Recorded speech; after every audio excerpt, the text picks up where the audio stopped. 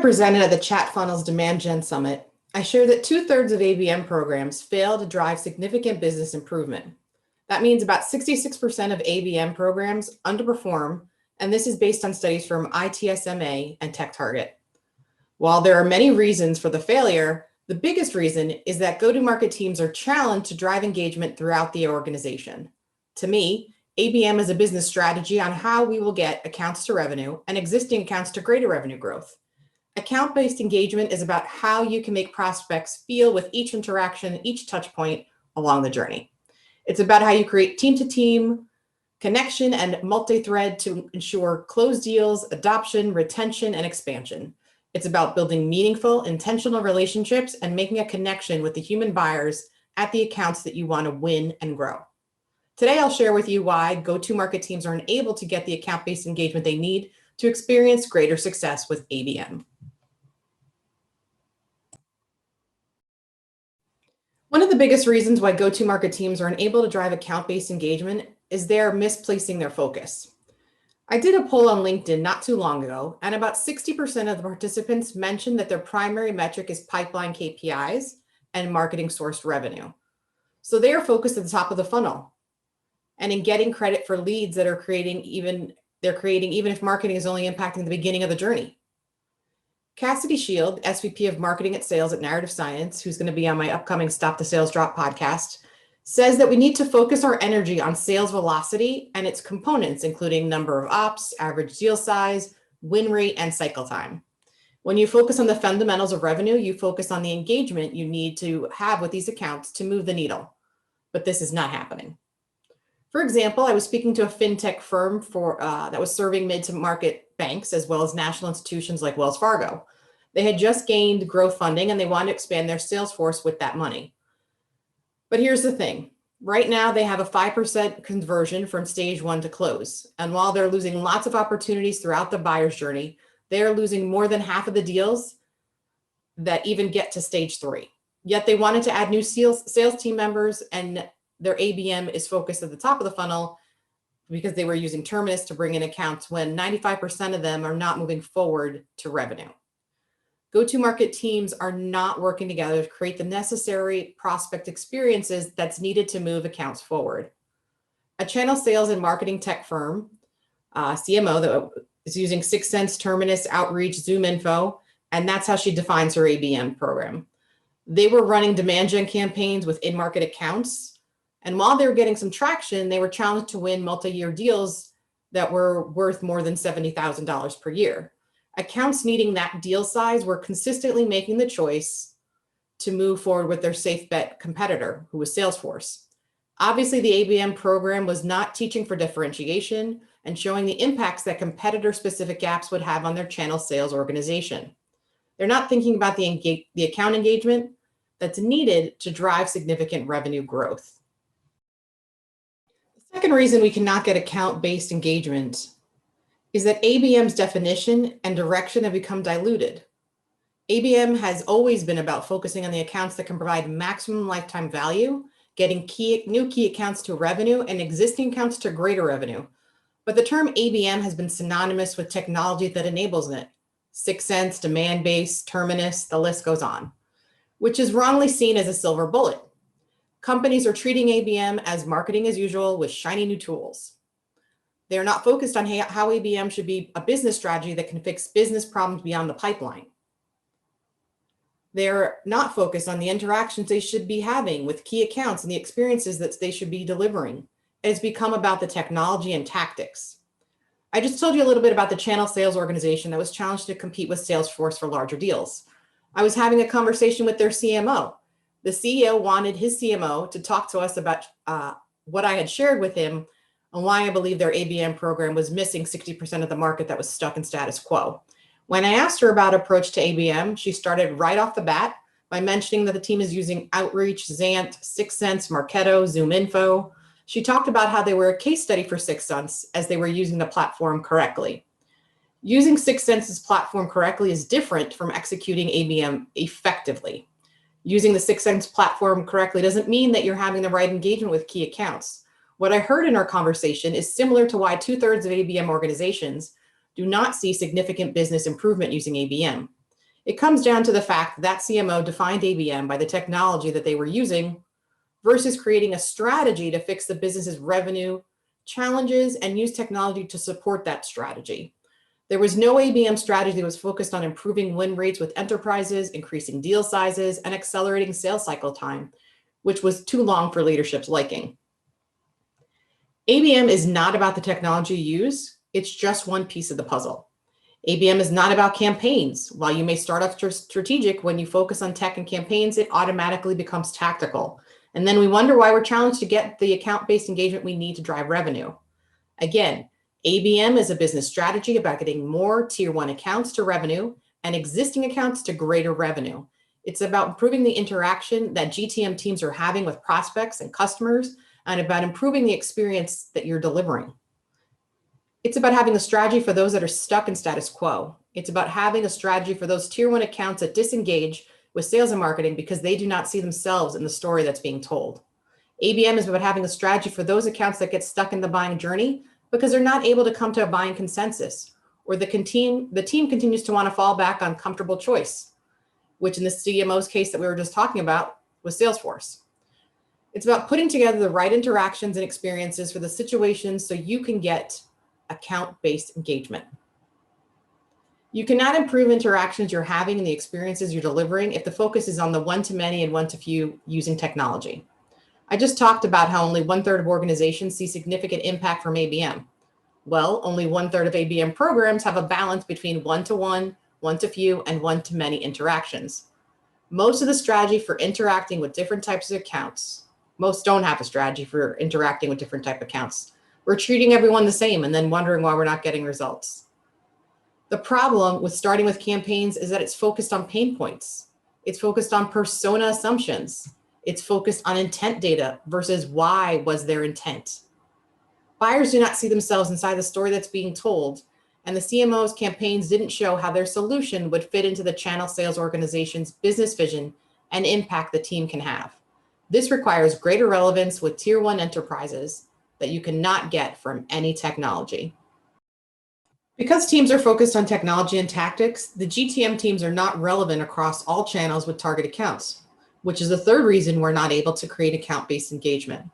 The website is not even aligned with their ABM efforts and how they want to engage with prospects.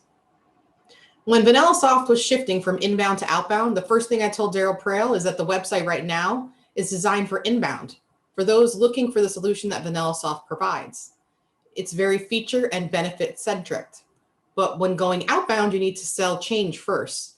The website did not speak to account-specific gaps and impacts. It did not speak to competitor-specific gaps and impacts. I'm talking to the CEO of an AI company that has great success with companies like McDonald's and State Farm Insurance. I told him that when I look at his website, it's tech-driven, where he talks about his AI and machine learning solutions. They discuss the stages he takes clients through on their data science journey. He discusses the 6 dimensions of operational AI characteristics that are embedded into his products and the applications he integrates with them. When I go to his products page, it's mostly features and benefits. Very little use case information. Now I know he has great stories. I was told about McDonald's where it would previously take them a month to figure out how many French fries they sold last week. And now McDonald's now knows the number of French fries that are sold, which promotions are paying off, and they know this info in a split second as opposed to waiting a month. The old CEO said their stock price rose by 40 points because of this solution. I know that the company also implemented computer vision for McDonald's supply chain, where they were able to take a picture of license plates to analyze buying behavior. They found that 30% of the cars order the same thing. When the same car drives through, they fire that meal, which speeds up service time. And each restaurant is generating $70,000 more in profits from their drive-through. Inside the restaurant, they know who you are before you put your card in the kiosk. They track who orders what and know what to suggest to you to get you to buy more. This is adding an additional $50,000 in profit, and that's $120,000 just per restaurant. The average restaurant makes $1.2 million annually. Their solution provided a 10% lift in profit. This is huge. There are about 14,000 US restaurants alone that could use this solution. If everyone implemented the solution, that would be $1.5 billion annually in additional profits. The McDonald's story is not shown anywhere to show the impact the company can have on similar QSRs or quick service restaurants like Chick-fil-A, Taco Bell, Wendy's, and many others. This story is not shown anywhere to drive retention and expansion within the McDonald's organization. If you want account-based engagement, you have to think about each touch point, each interaction, and how you want to engage with key decision makers and influencers within that account. You have to think about the mini sales conversations you want them to have in their mind.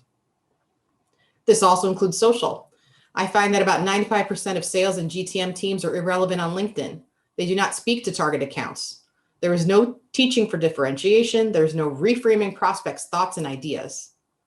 They are not creating an emotional connection with specific buyers and target accounts.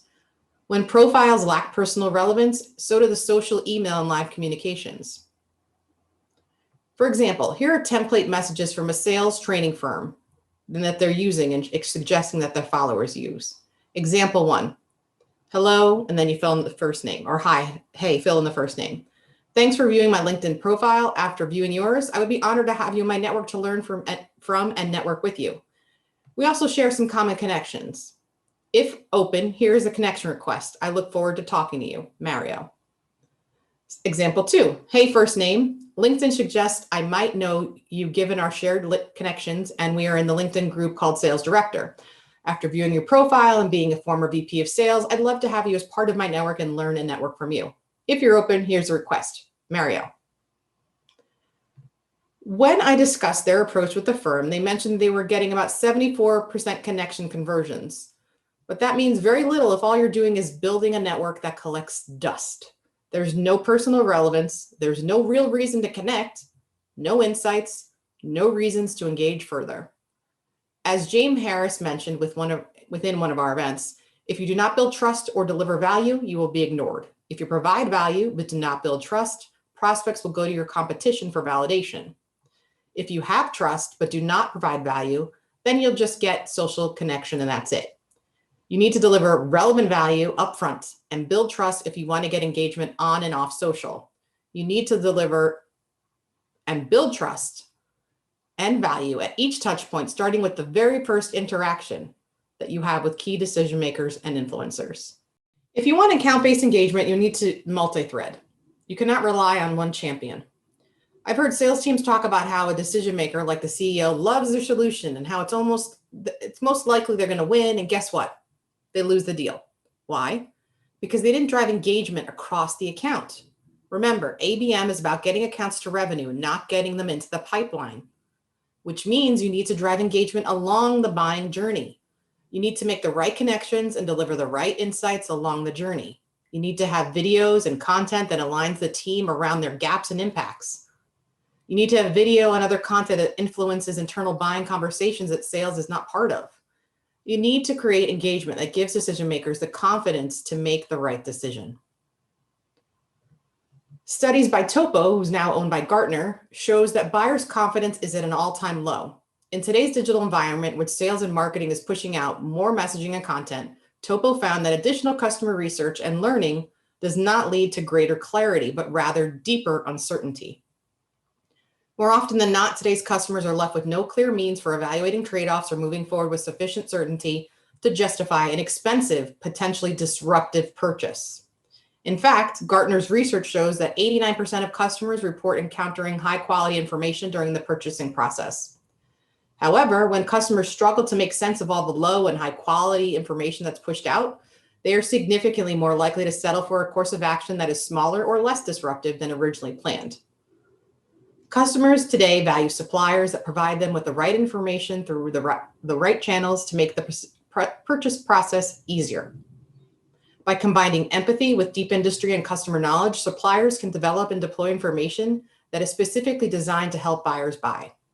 Sales can build trust, dramatically increase confidence, and reduce skepticism while prospecting and nurturing by helping customers evaluate information so they are able to prioritize various sources, quantify trade-offs, and reconcile conflicting information. The sales teams that are winning now are the ones that are simplifying customers' learning by helping them evaluate and prioritize relevant information, all while helping customers arrive at their own understanding. Sales reps that are working to build customer confidence are the ones that continue to close high-quality, low-regret deals, with win rates of an astonishing 80% of the time. The others will continue to struggle in today's complex buying environment as the issue at hand is a human problem, not a sales problem. We need greater account-based engagement along the journey and a greater focus on the interactions we're having and the experiences we're delivering. On Nick Bennett's Rep Your Brand podcast, Tara Hortzmeyer said, "Don't start building something until you're part of something."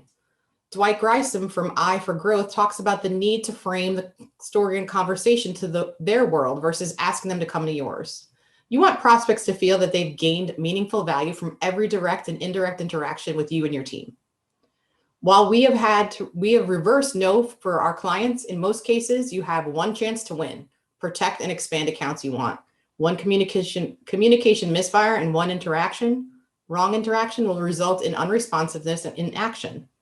This is why we need to focus on how we're engaging with accounts throughout the complete buyer's journey and customer lifecycle, which leads to the final issue for today's session.